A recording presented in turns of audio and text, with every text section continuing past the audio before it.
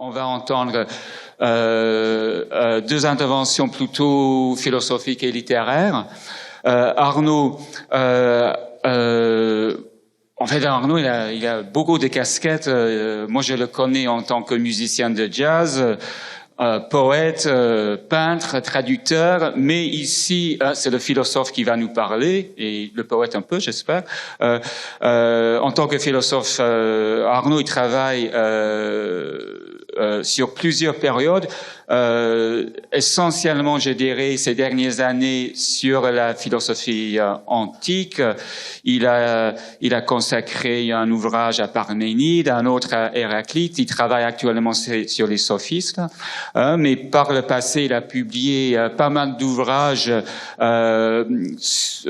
consacrés à la philosophie moderne, surtout à Gilles Deleuze.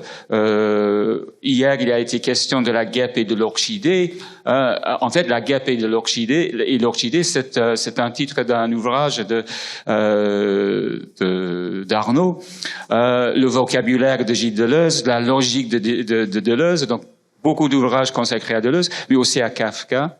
Et puis, troisième courant, si vous voulez, dans son œuvre de philosophe, c'est un courant plus personnel, des ouvrages où il explore une pensée, comme j'ai dit, plus personnelle et que je vous invite à découvrir. C'est toute une ribambelle de publications chez Hermann.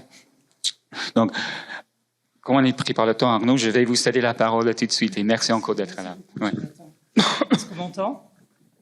Oui ? Pas trop fort ? Voilà. Bon, avant de débuter l'intervention, je vais dire un mot de mon parcours. J'ai enseigné la philosophie pendant plus de 40 ans en classe préparatoire à Nice. Et progressivement m'est apparue une évidence. Il y avait beaucoup à critiquer, même chez des philosophes que je respectais. Voilà. Que je respectais. Cette impression s'est amplifiée par ma pratique et ma théorisation de la poésie. Et récemment, j'ai eu l'intuition qu'un non-dit persistait dans l'histoire de la philosophie, non-dit que j'ai précisé pour moi-même comme guerre dans la pensée. En ce moment, je travaille sur cette idée que la philosophie exprime une guerre dans la pensée. Et il n'y a pas si longtemps que cette guerre dans la pensée est devenue, pour moi, une gigantomachie, un combat de géants entre homme et nature. La philosophie devenait à mes yeux l'inscription à déchiffrer, les traces d'un affrontement soigneusement dissimulé, ayant conduit à la modification radicale de l'attitude pensée. En général, j'emploie le terme ensemble, attitude pensée. Je ne pense pas que la pensée soit théorique. La pensée est une action très forte. L'attitude pensée de l'homme face à la nature et aux autres hommes. Car en même temps que l'attitude de l'homme change vis-à-vis de la nature, je crois qu'elle change aussi vis-à-vis des autres hommes. Ce qui conduit à une réelle guerre de tous contre tous.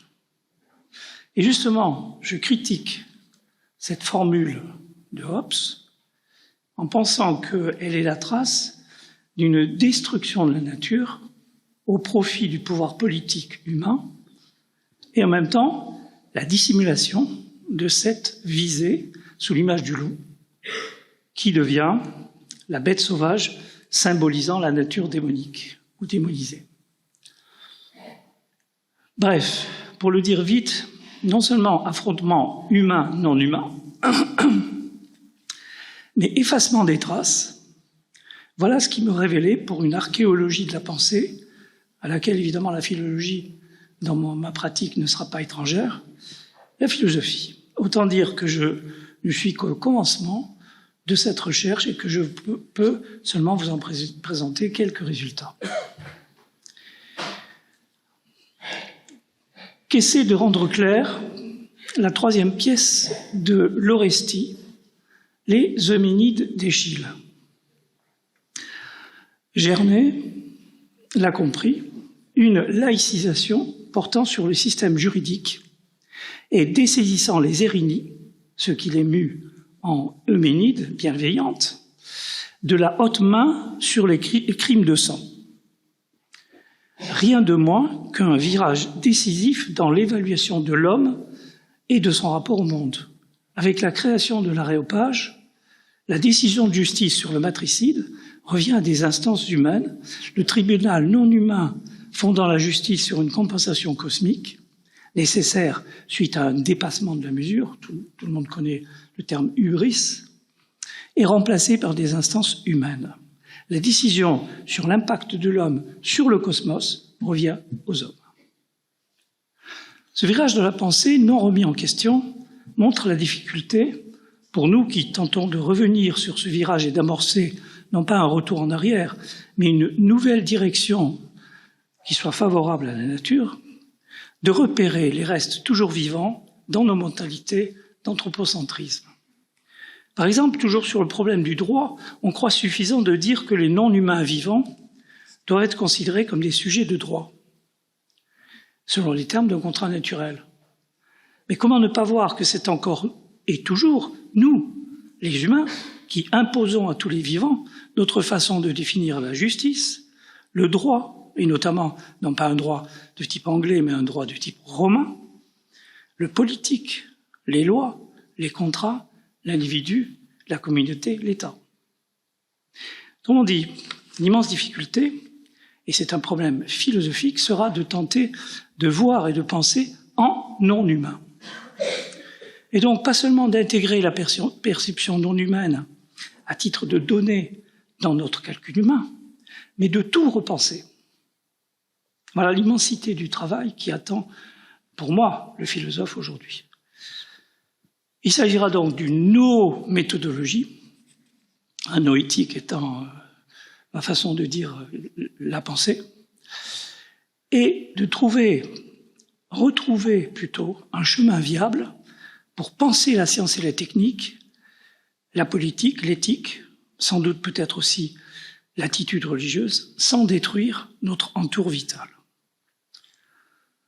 Pour ce qui est de la perception, elle a été travaillée par la philosophie avant que la pensée occidentale se soit donné les moyens de lui accorder un statut sérieux. Cette pensée n'a tenu aucun compte de celle qui l'a précédée, notamment mythique, ou de ce qui s'exprimait encore du mythique dans la pensée présocratique.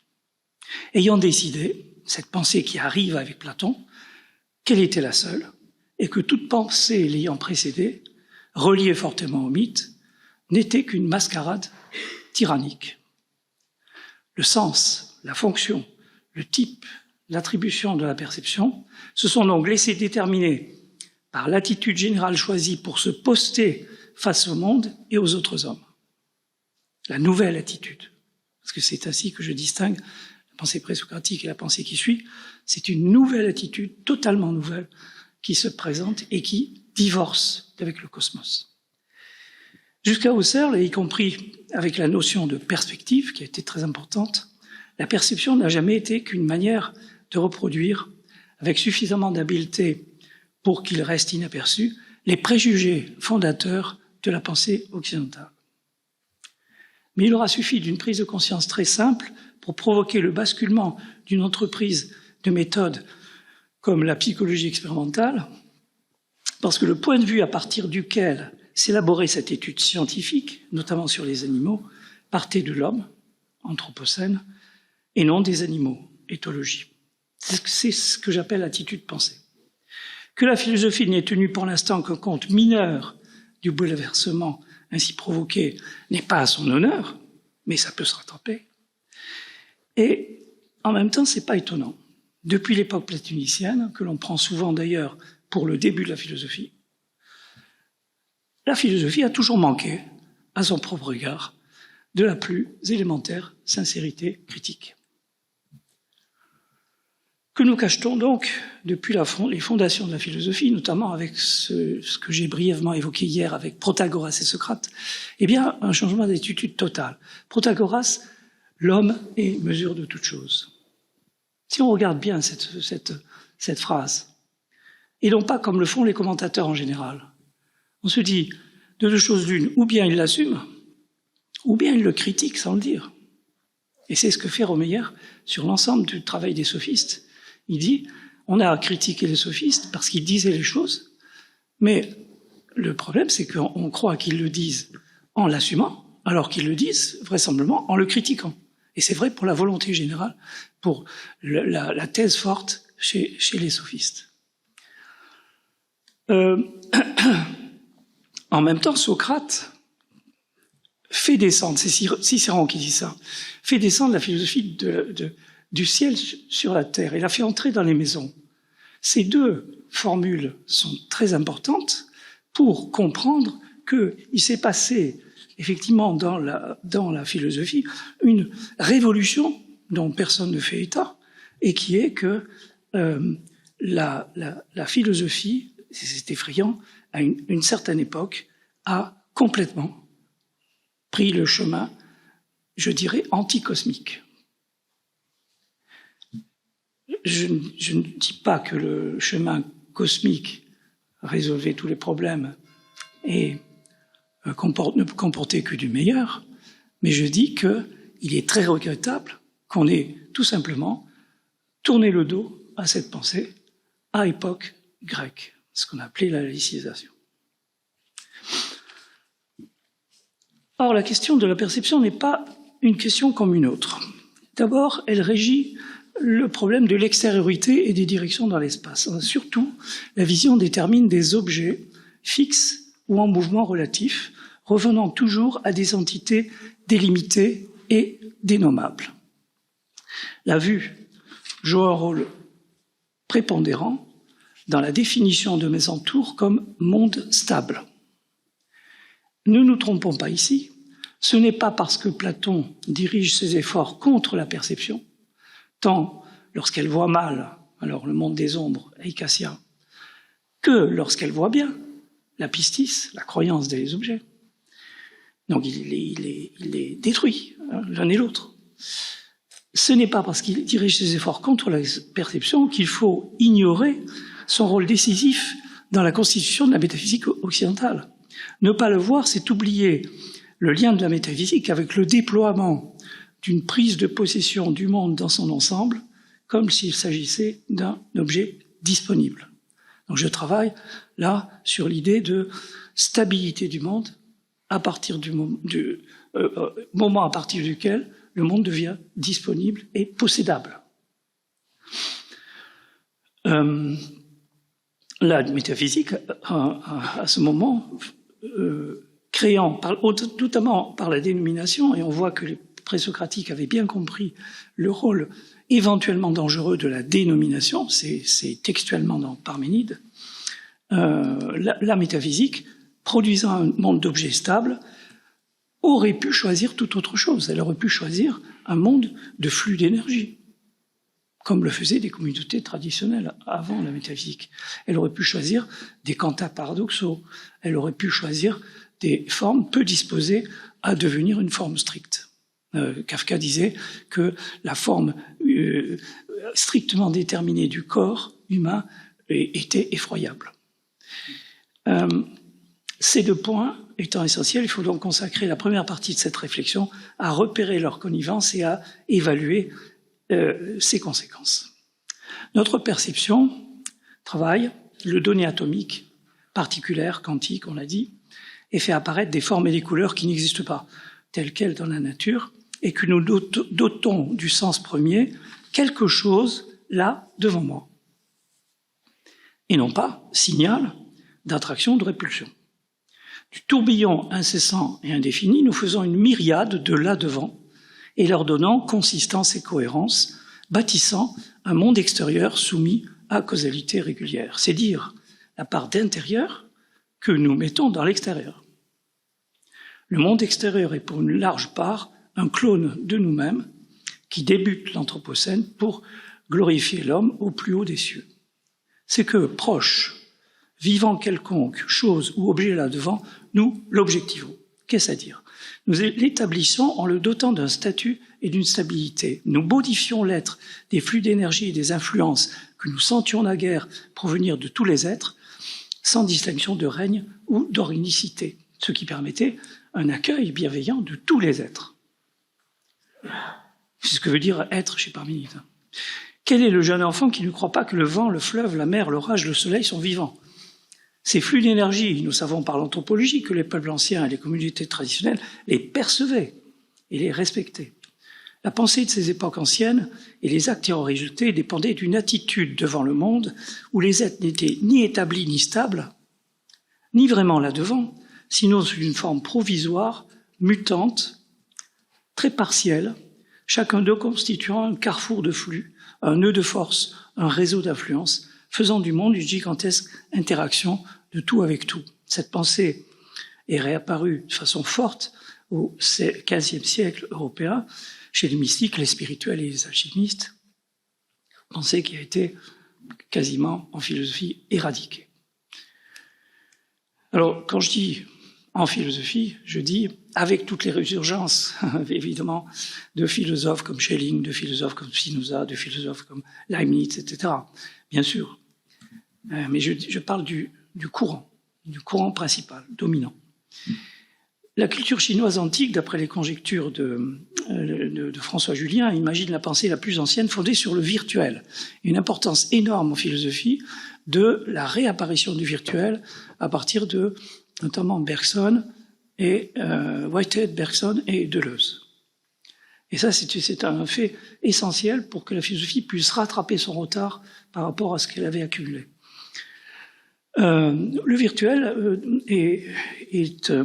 dit que l'important dans la chose, c'est pas le fait, la situation, mais les nervures fluctuantes d'un réseau infini qui, ici et là, font apparaître puis disparaître à grande vitesse tel élément déterminable et assignable par après.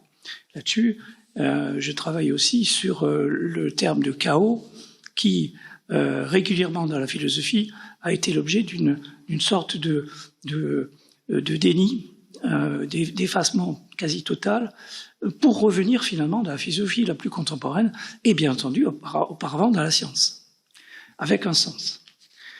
Alors, ce virtuel, je l'exprime, je dirais par exemple par la musique. La musique, la plus belle musique, c'est celle qui n'est pas jouée, dit une pensée très ancienne de la Chine, car toute musique se double d'une non-musique, d'un silence. On pense à John Cage. Savoir que cette musique, c'est une musique ultra rapide et virtuelle qui reste collée à celle que nous produisons de fait. Bref, les nervures du réel qui animent les datas, comme on dit, sans produire nécessairement ces datas sous une forme actualisée, car le débat c'est virtuel actuel et le flux constant qui est entre les deux. Donc, les nervures du réel, c'est ce réel invisible, question de perception, dont la pensée est le stade supérieurement noétique. On sent bien chez Héraclite, et plus tard chez Plotin, pointé, mais même chez Platon, dans certaines formulations qu'on dit mystiques ou réservées aux initiés. Donc, chez Héraclite puis chez Plotin, c'est très net, on sent pointer ces formules, on dit logoi en grec, ayant une essence réellement fragmentaire. C'est pas seulement que, je dirais, les présocratiques nous sont parvenus sous forme fragmentaire, mais c'est que, par exemple, un Héraclite, il pense de façon fragmentaire. En laissant donc ces formules arrachées au chaos des grandes vitesses, comme des remontées de pensées involontaires et inconscientes, où se lisent l'antériorité et la supériorité de ce qui ne se dit pas, de ce qui ne se fait pas, de ce qui ne se pense pas, selon une manière extrêmement retenue de faire paraître et d'exister. Ça a été trop oublié, c'est que l'être, c'est d'abord quelque chose qui se retient. Une telle pensée du chaos, immensément créateur et trop multidirectionnelle pour être perçues, floute, j'utilise ce terme, floute les choses données, et à mon avis, c'est le sens du poétique. C'est pourquoi je ne distingue pas mon travail du côté philosophique et mon travail du côté poétique. Cette pensée du chaos surligne les relations, les intervalles et les passages qui se joignent en choses, au carrefour de ces flux, on a ces choses. En réalité, notre perception nous a intimé de considérer ces choses comme des données. Mais il se trouve que c'est pas du tout ça. Il se trouve qu'il n'y a que des carrefours et que des flux, que des intervalles et des passages. Voilà ce que j'appelle, au fond, une philosophie première de la perception qui impose justement un départ philosophique du type platonicien.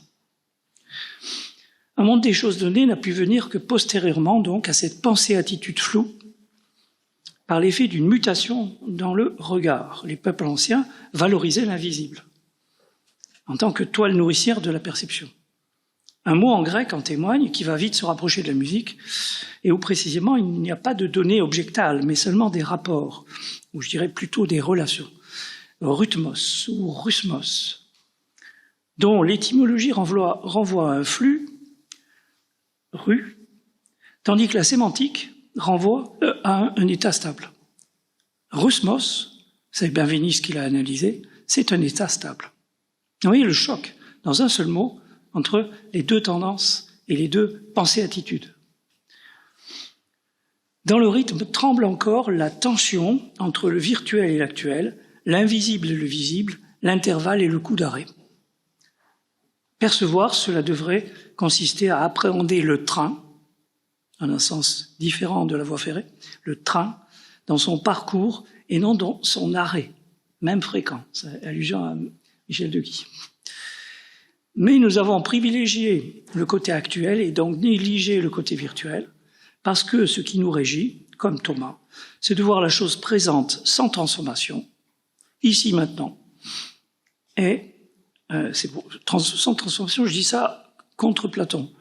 Vous rappelez qu'il expulse les poètes. Pourquoi ? Parce qu'ils disent que les dieux sont des êtres qui se transforment. Voilà le secret de son expulsion des poètes. Ils ne supportent pas la transformation. C'est très, très significatif. Et au lieu donc je reprends la phrase, ce qui nous régit, c'est de voir la chose présente sans transformation, et donc sans ces 1000 prolongements, au lieu de la voir sous les yeux comme un suspect qu'on interroge, sans pouvoir donc la pressentir, la deviner, la suggérer, enfin, avoir une attitude poétique à son égard. Cette pensée oubliée avait ceci d'involontairement très intelligent, alors je souligne cela, cette pensée oubliée, négligée, oubliée, éradiquée, etc., était très intelligente parce qu'elle laissait à la chose son activité propre. Voilà. Elle ne se substituait pas à la chose. Et qu'elle interdisait donc, puisque la pensée était floutée par un vaste courant qui la traversait, d'en faire sa cible ou sa chose, au sens d'esclave. Cette pensée de l'intervalle faisait monter dans le sujet des moments objectaux et dans l'objet des remontées de subjectivité. Il y avait cette fameuse échange possible entre sujet et objet qui a été d'une certaine manière figé, s'opposant ainsi à toute idée d'accumulation aux fins de possession et de domination. Je crois que c'est l'origine de la pensée occidentale en tant que métaphysique. C'est pourquoi j'en veux beaucoup à Platon. Mais Platon n'est qu'un indice, bien sûr. Il a pris le train au passage. On était en train de faire ça. Dans cette pensée, la frontière entre sujet et objet, la limite entre les règnes se dissolvait. C'est important la limite entre les règnes parce que justement on est dans le problème de l'animal. Si on supprime la limite entre les règnes, on circule. On circule entre vivants. Et on va même au-delà, on circule entre vivants et morts, on circule entre organique et inorganique. Deleuze parle de la puissante vie inorganique. Donc bref, ça y est, on libère la pensée. C'est pour cela que je mène donc depuis des années en philosophie, pour mon compte personnel, un combat pour retrouver les signes de mentalité disparus dans les mots, un combat étymologique donc, d'autres façons de penser, d'agir et de se comporter devant le monde dans des noétiques écartés et oubliés, combat anthropologique, philosophique, politique. Mais ce combat cherche à restaurer matériellement la preuve d'un combat très ancien, ce que j'appelle guerre dans la pensée, et dont je vois qu'elle persiste jusqu'à nos jours, qu'elle insiste et qu'elle, d'une certaine manière, elle accélère, elle s'alourdit. Et on voit bien maintenant, tout le monde voit bien maintenant que c'est une guerre. Mais je prétends que cette guerre dure depuis des millénaires. Elle se cristallise aujourd'hui parce qu'elle est justement au moment où on commence à voir ce qui se passe. On devine ce qui s'est passé. Bref, je rendrai ça par la formule cynique « Arrête de bouger, que je puisse t'atteindre de ma flèche ». Nous voyons que la perception du monde n'est jamais première. C'est important parce qu'elle suppose une attitude de pensée préalable. On ne perçoit pas le monde d'emblée, on perçoit d'abord ce que notre pensée pense du monde. Et on fait en sorte qu'il apparaisse sous cette forme-là.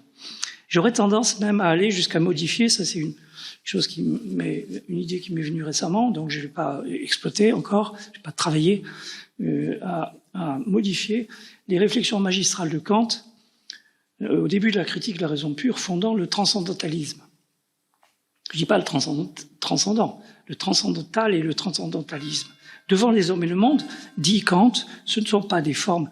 non, il dit que ce sont des formes a priori de la sensibilité qui nous donnent espace et temps, qui ne sont pas un donné, mais qui permettent d'avoir un donné. En réalité, je pense que ce ne sont pas des formes a priori de la sensibilité. Je pense que ce sont des formes a priori de la pensée-attitude qui nous mettent dans une expérience réelle, alors que Kant nous met dans une expérience possible. Ce n'est pas une sensibilité sans contenu qui est transcendantale et nous livre un monde, mais une pensée qui laisse aux êtres leur mouvement et donc se trouve aussi sans contenu. Donc on peut dire qu'elle est a priori. D'où deux types noétiques marqués, majeurs. Le transcendantal comme forme a priori de la pensée, qui se demande, ces mouvements-là, devant, vais-je les appréhender timidement dans une crainte respectueuse qui permet de les accueillir, en sorte de les connaître sans intervenir dans leur existence indépendante, ou, deuxièmement, une forme a posteriori de la pensée, forme empirique, qui se demande, vais-je les appréhender, continuer à les appréhender et les craindre à ce point que j'en ai peur et recule d'abord devant elles, avant de foncer sur elles, de m'en saisir, sans ménagement ni pudeur, pour me venger de la peur qu'elles m'ont faite, les maîtriser, les exterminer, en faire ma possession légitime, les transformer en objets fixes. Il en résulte deux sens, parce que je suis très fidèle à l'assignation de Jonathan, que je remercie au passage pour ce colloque magnifique, ce congrès, et tous ceux qui l'ont aidé. Mais moi, je suis en rapport avec lui, donc tout passe par lui.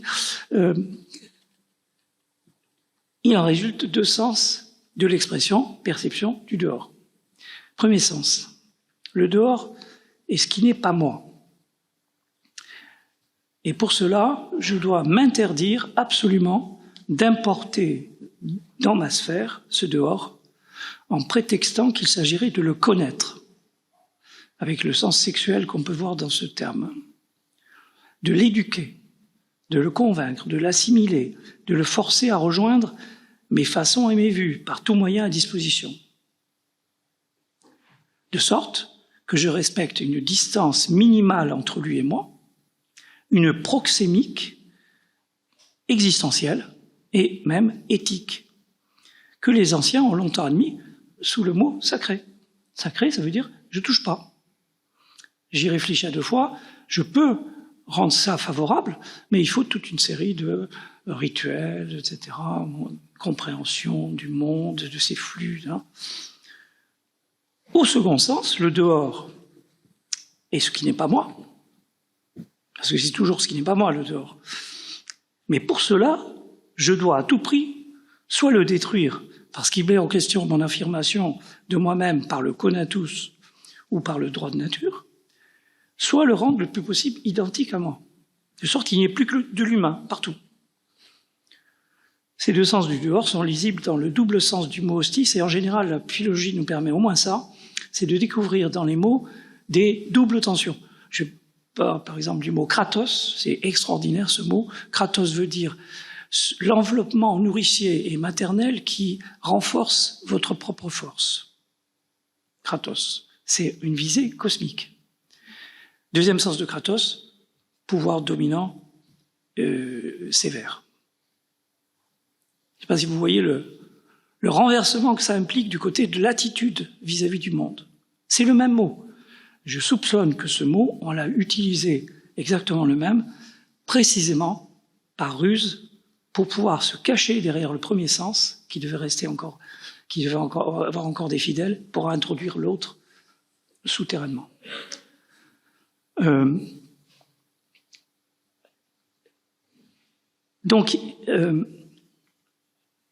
Je termine sur ces formes a priori et a posteriori de la pensée-attitude. Elles sont universelles, elles valent en face de tout donné, vivant ou mort, inorganique ou organique, naturel ou artificiel, entité ou chose, homme ou animal. Ce n'est plus le réflexe d'être attiré ou de fuir, mais l'étape intermédiaire d'une pensée-attitude mettant en jeu indissociablement le corps et l'esprit, et qui d'emblée accueille ou fuit, inclus ou exclu, partage le monde en amis et ennemis, quitte à rationaliser le processus. Donc nous avons en latin un autre mot qui est très intéressant, c'est hostis, dont en réalité il y a un double qui est hospes. L'hospes c'est l'hôte, mais hostis a aussi ce sens d'hôte, et en réalité c'est aussi l'ennemi. Donc vous avez le même mot qui dit l'ami et l'ennemi. Il faut donc aborder le problème difficile du dehors lorsqu'il devient chez Artaud, chez Michaud, chez Kenneth White, le poète, chez Deleuze, une catégorie philosophique et poétique à part entière. On ne peut, on le sait, l'assimiler à la nature. D'abord parce qu'une nature primaire n'existe pas.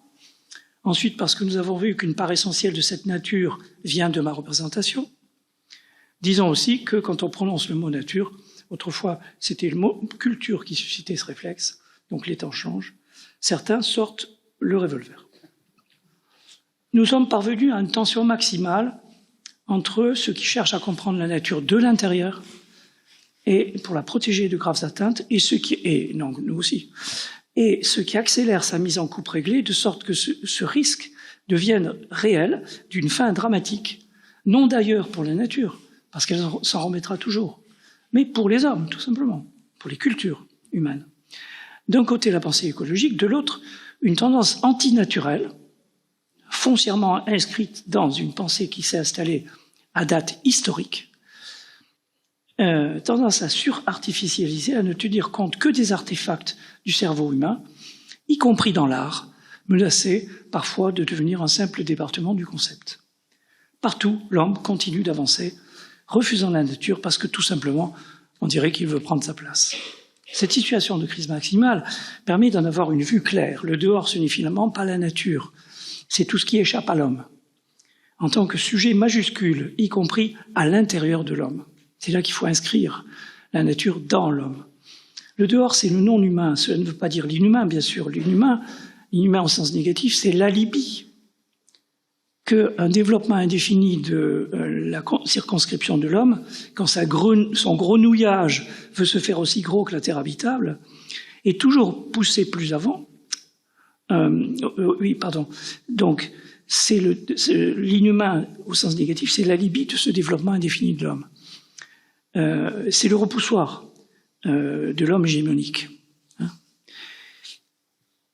L'homme, en réalité, est toujours plus avant poussé jusqu'à déborder toute limite, et dans cette histoire de grenouille paranoïaque, c'est la nature qui représente la forteresse à investir, à battre en brèche, d'où un combat continu, réfléchi, soutenu par une invraisemblable propagande. Alors je date En gros, il y a deux dates. Il y a une première date qui est la fin du temple de la déesse Inanna en moins 2008 à Uruk, je ne me rappelle plus, datant la fin d'une conception bienveillante à l'égard de tous les êtres du monde. Et en période grecque, c'est Platon, Phédon, 97, c'est à 100. Voilà, je vous donne le lieu du crime, c'est Phédon, 97c à 100. Lisez ce texte, vous allez voir, tout le développement de l'Occident y est inscrit en quelques pages. Donc cette propagande inouïe en faveur des progrès de l'esprit humain, de tout ce qui a dévié la pensée jusqu'à nos jours, ce faisant, n'a cessé de dévaliser, martyriser et altérer la nature, qui reste tout de même notre seule chance de subsister en vie, pas seulement en vie, en homme sur cette planète. Le dehors et le non-humain, ce dont l'opération se passe de la conscience et du pouvoir des fins conscientes et volontaires. C'est très important. C'est-à-dire qu'en général, nous situons l'inconscient dans une espèce de continent psychanalytique. En réalité, l'inconscient, c'est tout ce qui n'est pas humain, pratiquement. Et, en même temps, une part considérable de l'homme. Alors la question revient, comment pouvons-nous le percevoir, ce dehors, si notamment il est involontaire, inconscient, etc. Ici se présente un paradoxe, c'est à force d'accumuler les savoirs, de sonder la nature par expérimentation, de développer une technique accumulative qui implique, on le sait, une fragilisation des équilibres, que l'homme s'est mis en position de découvrir, comme s'il entrait dans une symbiose magique, un monde aveugle et invisible, inconscient, développant de l'intérieur une forme d'involontaire, privé de toute capacité de fin, à part celle de la reproduction et peut-être de l'adaptation, mais d'une extraordinaire efficience et d'une complexité absolue. Autrement dit, nous sommes obligés de revoir des formules de grands philosophes, notamment Aristote, quand il travaille sur la supériorité de l'homme sur la femme, l'enfant, l'esclave, début des politiques. En général, on le remarque pas trop, hein, on veut pas trop le dire, non.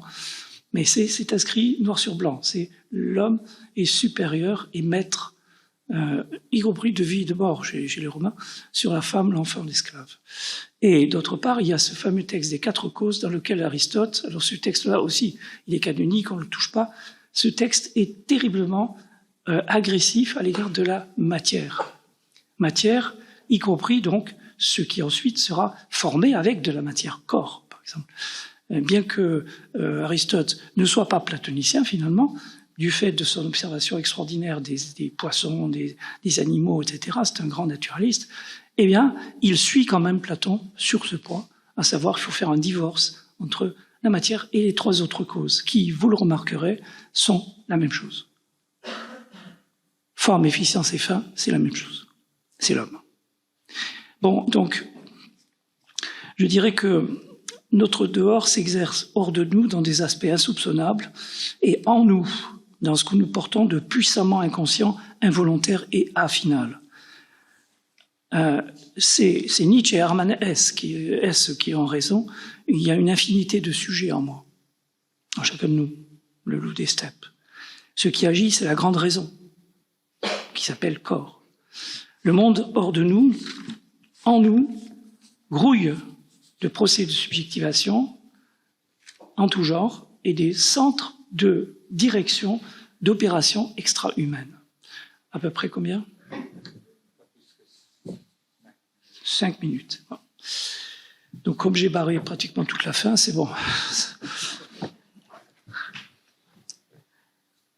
Face à l'impératif que se fixaient les sociétés les plus anciennes de voir l'invisible, l'interdit platonicien sur le sensible a agi comme un couperet tranchant entre corps et âme et a supprimé la possibilité de chercher dans le sensible ce qui pouvait échapper au sens. D'où l'exclusion des animaux et des végétaux de la sphère des sujets parlants, pensants, même sensibles. Le paradoxe revient, la visibilité de ce qui ne tombe pas sous la visualité n'est dévolue possible qu'après une immense investigation théorico-technique qui a développé à tel point ces sens non humains, automatiques, au sens de spontané, involontaire et inconscient, que sont les échogrammes, les spectroscope, sonar, microscope électronique, ça, et donc est en train de découvrir qu'un monde extraordinaire de sujets actifs et sensibles se découvre à nous. Que signifie donc perception du dehors? D'abord, cet avertissement qu'il faut reprendre, qui est « suivre la nature, ça n'est pas rien ». Il y a eu cette litanie grecque de zen homologumenos te fusei, vivre en accord avec la physis, conçue comme une puissance de faire naître. C'est pas la nature comme les petits oiseaux, etc. C'est puissance de faire naître. Et bien sûr, quand nous comprenons que la nature n'est pas un joli tableau, mais une usine de production fonctionnant, y compris dans le noir absolu, alors nous pouvons changer d'avis à son sujet. Alors je donnerai quelques pistes pour tenter, en philosophe, de trouver des voies. D'abord, bien entendu, faire toute cette histoire du crime qui a consisté à détruire le rapport entre nature et culture. Hein.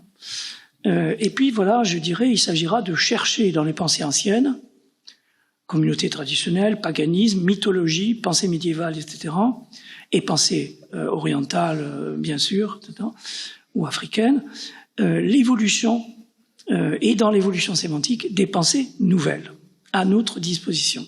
Il suffit de les chercher. Il s'agira de corriger ce que la capacité langagière de dissimuler et de mentir, qui est propre à l'homme, hein, et aucun autre ne fait ça, à installer et propager dans notre attitude devant les hommes et le monde, à partir de ce que peuvent, sans arrière-pensée, des sociétés d'animaux démunis en langage ou bien des végétaux. Il s'agira de déployer les stratégies inconscientes et involontaires de l'artiste pour apprésenter et non représenter. L'artiste sait faire ça. Il sait rendre vivant quelque chose qui est mort. Et je dirais, il s'agira de pratiquer ce que je nomme la rexistence de l'art. Non pas seulement une résistance, mais aussi le fait qu'on fait advenir quelque chose dans le monde qui existe. Un tableau, ça existe. Quand il est réussi, quand c'est un chef-d'œuvre, ça existe. Donc c'est pas seulement une résistance de la pensée, c'est une existence, c'est une création réelle de quelque chose qui existe avec les hommes et avec le monde. Bref, il faudrait, s'il est encore temps, d'obéir à l'impératif d'un Kafka dont la pensée nous précède encore bien de 50 ou 100 ans, dans ton combat contre le monde, seconde le monde. Dans ton combat contre la nature, retourne tes armes contre l'humanité. Cette humanité que j'ai décrite de façon dichotomique, mais en même temps, c'est vrai, quelquefois, elle est terriblement caricaturale.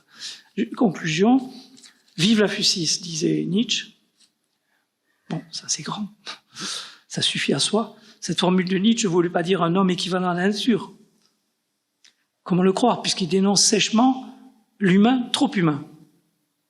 Mais elle voulait dire un homme réconcilié avec la nature, ce qu'on appelle chez Nietzsche « homo natura », c'est-à-dire avec son côté non loquace, rappelez-vous Socrate, secret, invisible, inconscient et involontaire, timide, sans fin déterminée, déployant son inconscient, non psychanalytique, mais cosmique et cosmogonique. Voir le dehors, c'est se voir en position d'artiste, reconstructeur de monde, avec des valences. Je ne dis pas valeur, parce que le mot est dévalué, je dis valence. C'est cela que nous cherchons, une parole qui, sans forcément parler, réveille la raison de son rêve cauchemar, son fameux paradis de l'homme complet, etc., qui implique le sacrifice de générations et même de peuples, pour lui faire admirer l'immensité du dehors qu'elle contient. Les prêtres de Dodone, même s'ils avaient ajouté des structures métalliques pour mieux faire parler les chaînes dans le vent, avaient vu et dit la puissance de l'encore invisible. Et tant d'autres l'ont vu qui s'y sont abîmés, comme Nietzsche, comme Artaud, etc., comme Lenz, comme des artistes dans lesquels le dehors a explosé à force de ne pas être reconnu, soutenu, respecté, aimé. Merci.